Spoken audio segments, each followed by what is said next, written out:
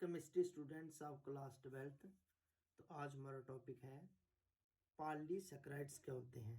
Polysaccharides, poly means large in number. Polysaccharides अगर इनका हम मॉलिक्यूलर फार्मूला देखें तो इसका मॉलिक्यूलर फार्मूला है C6 कार्बन 6 हाइड्रोजन 10 और oxygen 5। N means large in number. Carbon 6, hydrogen 10, oxygen 5. तो N has very large value. They play an important role in plant and animal life as food storage and structural role. Important polysaccharides क्या क्या हैं, जैसे cellulose polysaccharide है। Starch ये भी polysaccharide है। Glycogen ये भी पॉलीसैकेराइड है। चलो हम टर्न बाय टर्न करते हैं। पहले करते हैं हम स्टार्च को। Starch starch it is A polysaccharide. इसका फार्मूला भी अगर हम देखें, इसका फार्मूला भी सेम ही है, molecular formula same C6H10O5 N।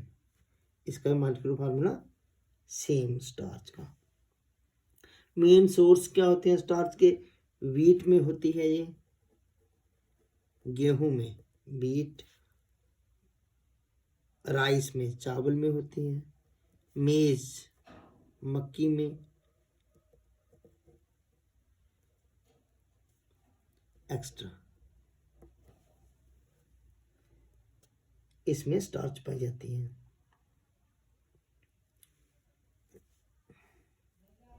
तो it is A white powder, ये एक वाइट पाउडर है, insoluble in cold water. It is A white powder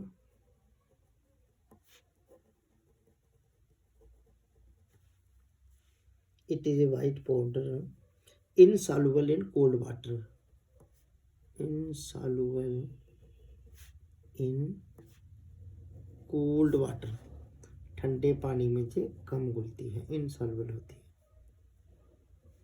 insoluble in cold water। अगर हम स्टार्च को देखें, स्टार्च के बाद क्या क्या बनता जाता है जी? है आपकी स्टार्च, ठीक है। स्टार्च की जब हाइड्रोलिसिस होती है, ऑन हाइड्रोलिसिस स्टार्च के बाद हमें क्या मिलता है?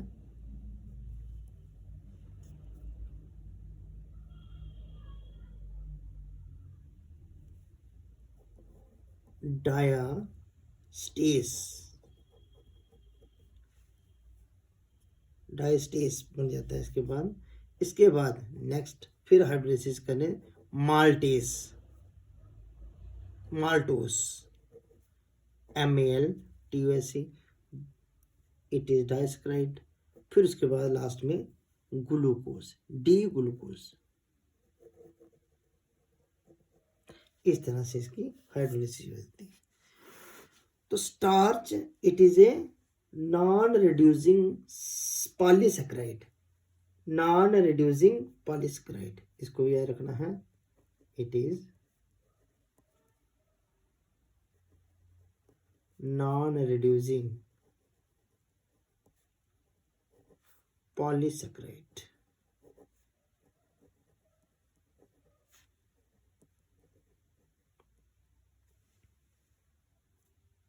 It is a non-reducing polysaccharide। Non-reducing means ये फैलिंग सोल्यूशन और टोलरेंस रिजेंट की रिडक्शन नहीं करते हैं। हाँ, किस किस की? Fehling solution, FEHLING, Fehling solution and Tollens regent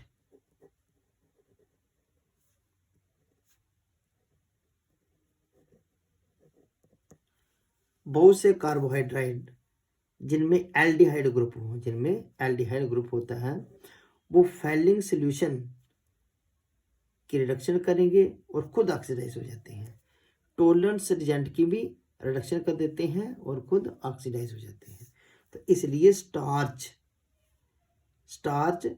does not reduce Fehling solution or tolerance reagent।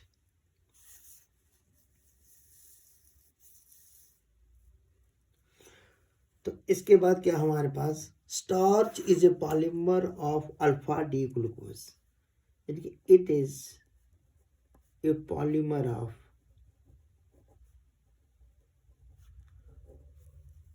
Alpha D glucose, alpha D glucose. तो ये एक पॉलीमर है अल्फा डी ग्लूकोज का and consist of two components. इसको हम इस तरह से लिखते हैं, इट हैज टू कंपोनेंट्स, दो कंपोनेंट होते हैं इसके।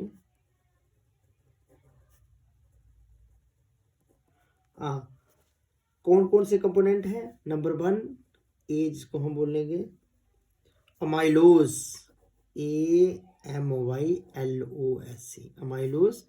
और दूसरा number B amylopectin, amylopectin.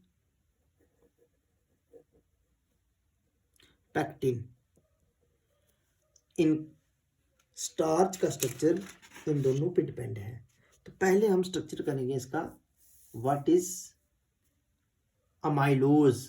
Amylose किसका बना है? Number A amylose.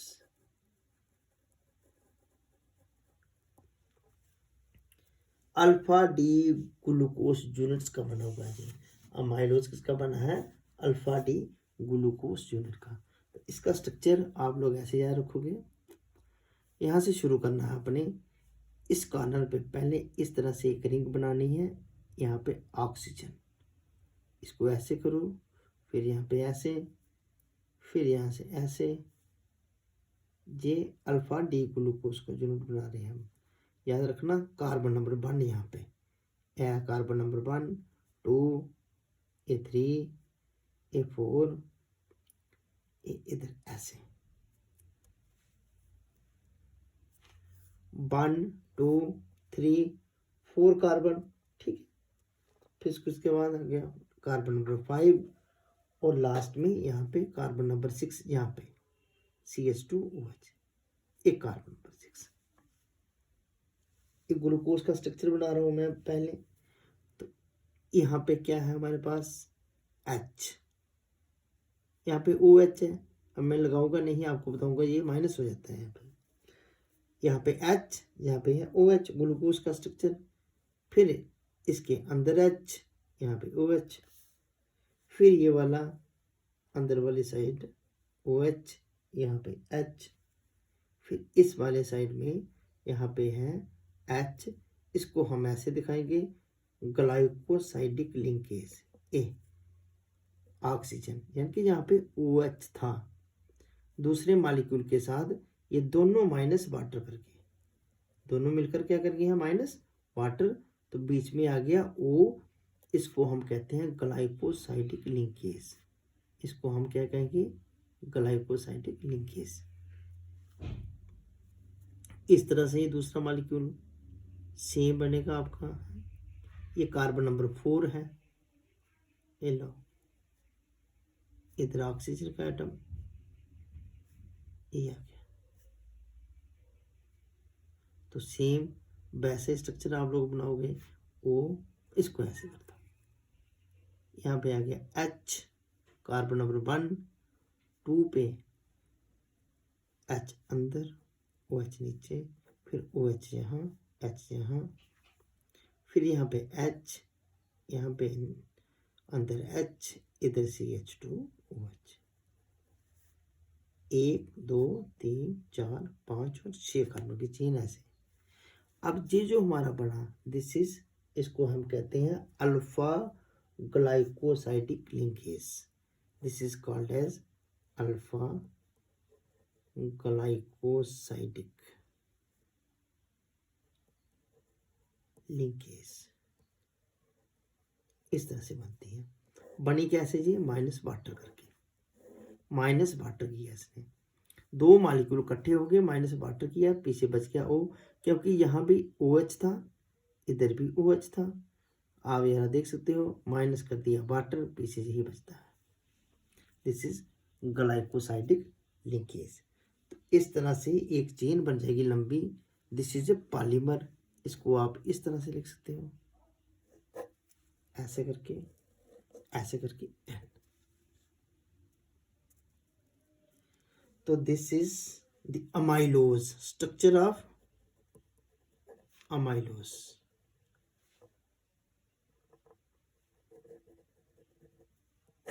Amylose is a part of the starch.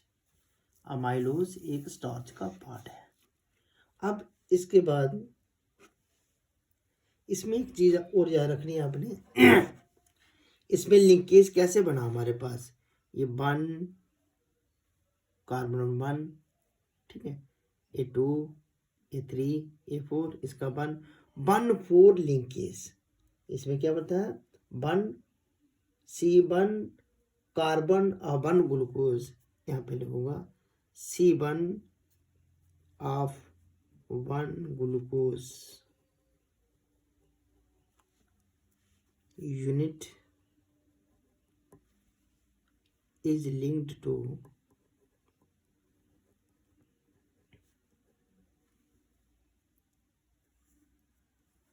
C4 of next glucose unit. Next glucose unit. It is structure of amylose. ये आ गया आपका अमाइलोज का स्ट्रक्चर। अब इसके बाद करते हैं हम अमाइलोपेक्टिन क्या है। व्हाट इज अमाइलोपेक्टिन, दूसरा पार्ट, स्टार्च का ही दूसरा पार्ट, अमाइलोपेक्टिन।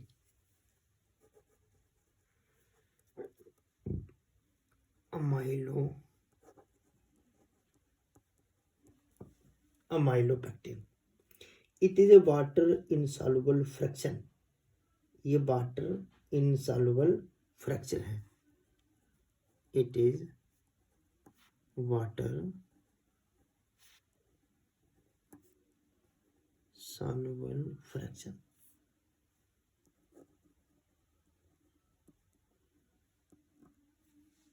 हाईली ब्रांच्ड होता है, does not give the blue colour with iodine.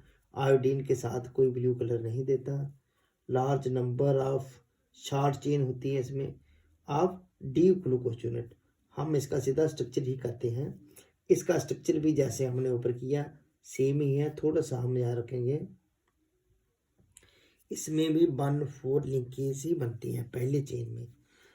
चलो जल्दी से हम बना लेते हैं। तो दिस इज ऑक्सीजन,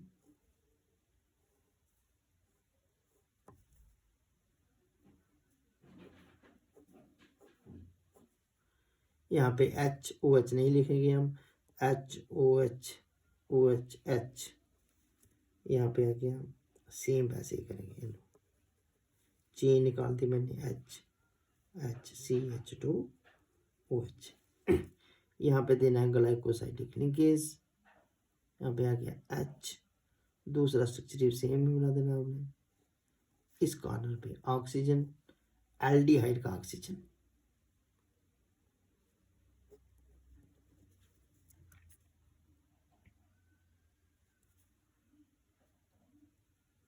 HOH,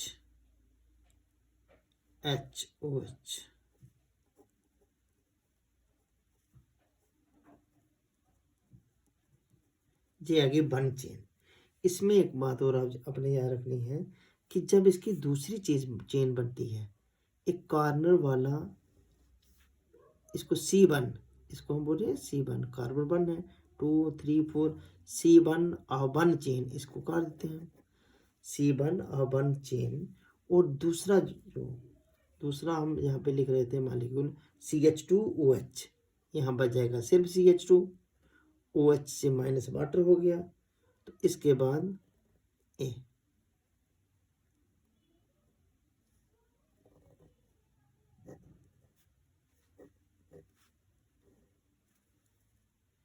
यहाँ पे H, दिस इज H, यहाँ पे ग्लाइकोसाइडिक लिंकेज इज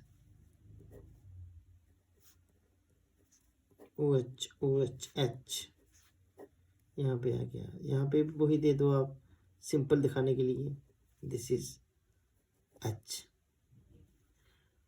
कार्बन 1 2 3 4 5 और 6 पे जाकर जुड़ता है जाकर। तो इसमें हमने यहाँ रखना है 1 2 1 layer, this is 1 chain, this is other chain. तो जब एक चेन दूसरी चेन से जुड़ती है तो यहाँ रखना है C1 1 chain 1 glucose unit and C6 of other glucose unit of other chain. इस तरह से ये चेन जुड़ जाती है इसमें। It is the structure of amylopectin, structure of amylopectin. तो इसमें मेन हमने क्या याद रखना है, मैं अभी लिखता हूं यहाँ पे। Number 1 C1 carbon 1 of 1 glucose is linked to C4 of other glucose unit। Number 1 दिया गया जो एक चेन में है, यानी कि इन चेन में। नंबर 2 क्या रखेंगे हम यहाँ पे, दूसरे नंबर पे है C1 of terminal glucose, C1 of terminal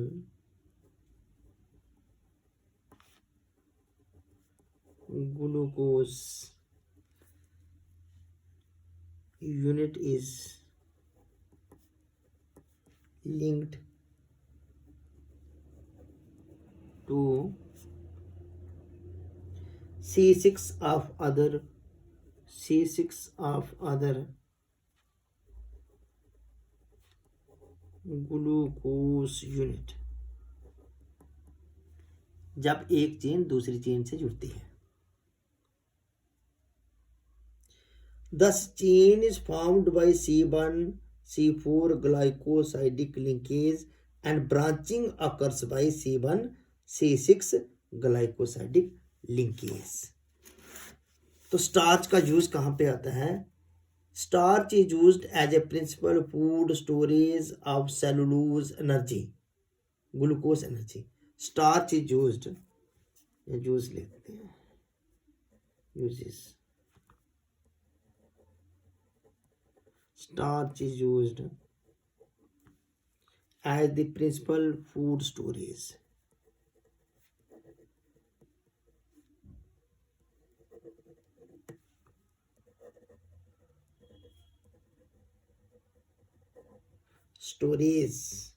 of glucose energy।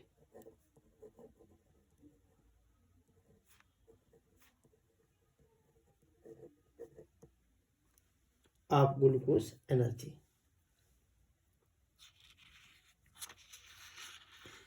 हाँ, इसके बाद नेक्स्ट है हमारे पास सेलुलोज। सेलुलोज क्या होती है, नंबर 2 सेलुलोज का molecular formula same, C6H10O5 and cellulose, it is also polysaccharide in higher plants where constitutes the bulk of the cell wall, यानी कि it forms the cell wall of plant cell, plant cells, plant cell की cell wall बनाती है cellulose. ये रखोगे, it is a polysaccharide. Polysaccharides कहाँ पे होती है, सेल वॉल में होती है, प्लांट की सेल वॉल में होती है।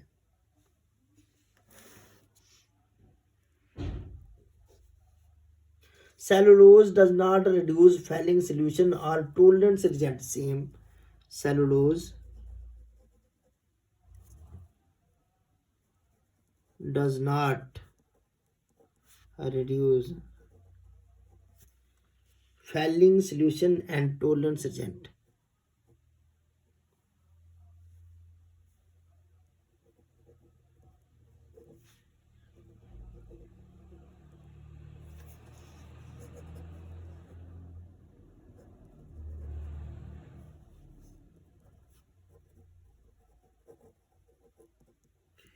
फैलिंग सॉल्यूशंस और टोलरेंस एजेंट को ये रिड्यूस नहीं करती है।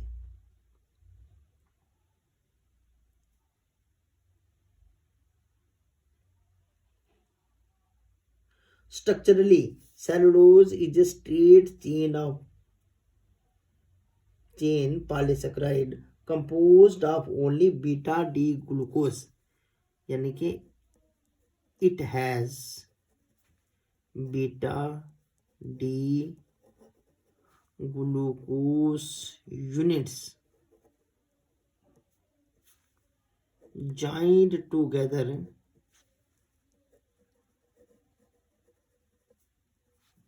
by glycosidic linkages। हाँ, इसका स्ट्रक्चर हम देखते हैं। सेलुलोज का स्ट्रक्चर किस तरह से बनता है। सेलुलोज का स्ट्रक्चर इस तरह से बनेगा। यहाँ से शुरू करते हैं। ये आ गया हमारे पास ग्लूकोज, जल्दी से ग्लूकोज बना लो। यहाँ पे आ गया हमारे पास, यहाँ पे H, क्योंकि एक दूसरा लेंगे जिसका ऊपर है हमारे पास। अब HOH, OH ग्रुप जहाँ पे है, नीचे नहीं, OH, यहाँ पे आ गया H, यहाँ पे O, इसको ऐसे ऐसे कर दो क्योंकि चेन बनेगी। यहाँ पे आ गया HCH2OH।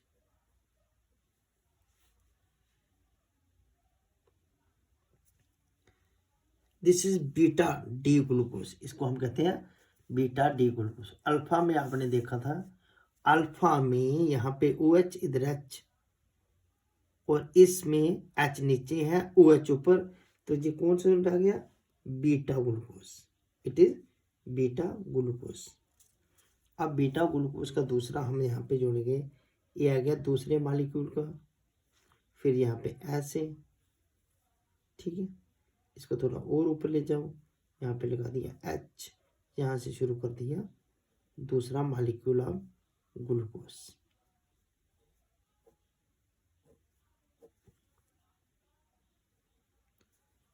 फिर वही साहब, यहाँ पे H, यहाँ पे O लिख दो, यहाँ पे ऐसे ऐसे कर दो,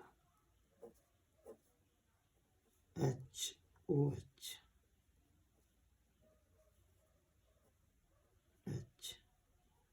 CH2OH।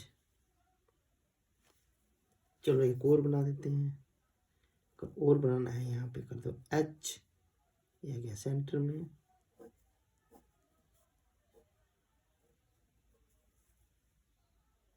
यहाँ पे आ गया O, इसको ऐसे ऐसे कर दो, यहाँ पे आ गया H, HOH, OH बीच में, H नीचे, यहाँ पे आ गया H, CH2OH। इस तरह से ये जो हमारे पास जो लिंक बन गए, इसको हम कहेंगे this is called as C1 and C4 beta glycosidic linkage. Beta glyco linkage.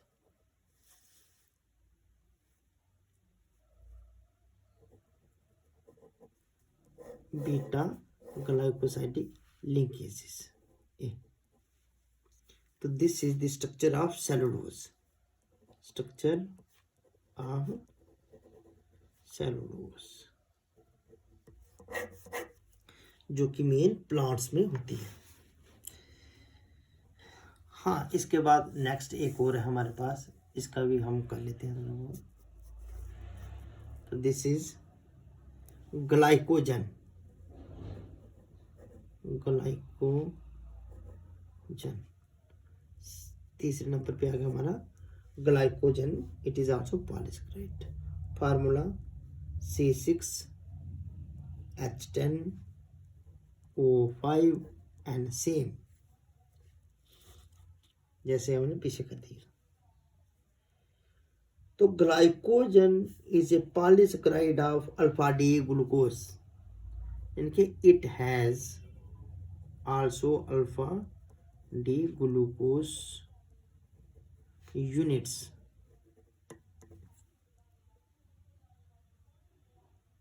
The carbohydrates are stored in animal body as glycogen। तो दूसरा पॉइंट है इसमें, carbohydrates are stored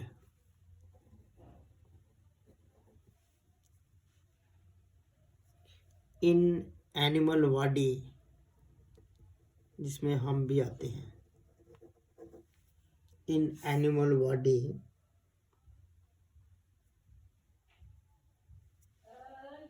as glycogen, as glycogen।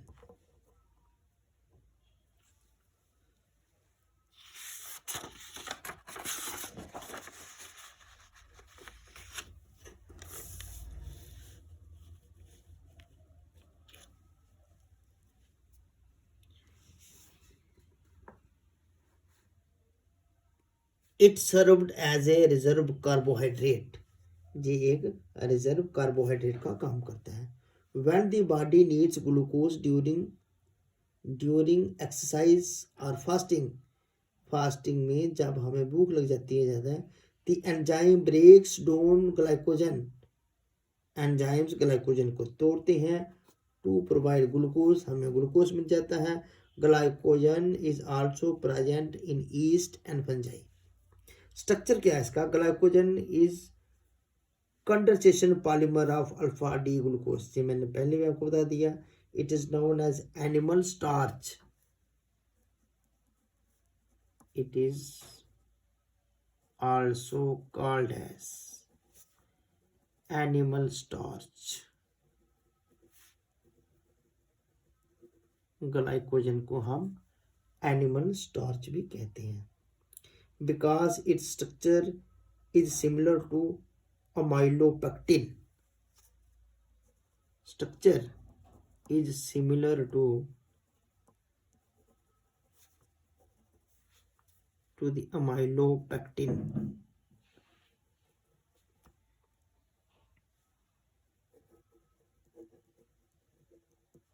जो कि मैंने अभी पीछे कर दिया।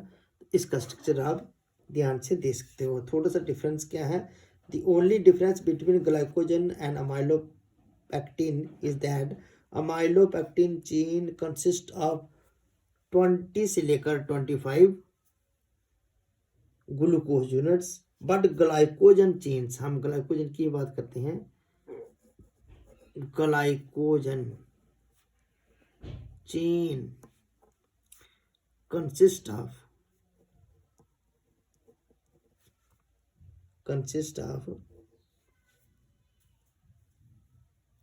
about 10 से लेकर 14 तक ग्लूकोज यूनिट्स। थैंक्स।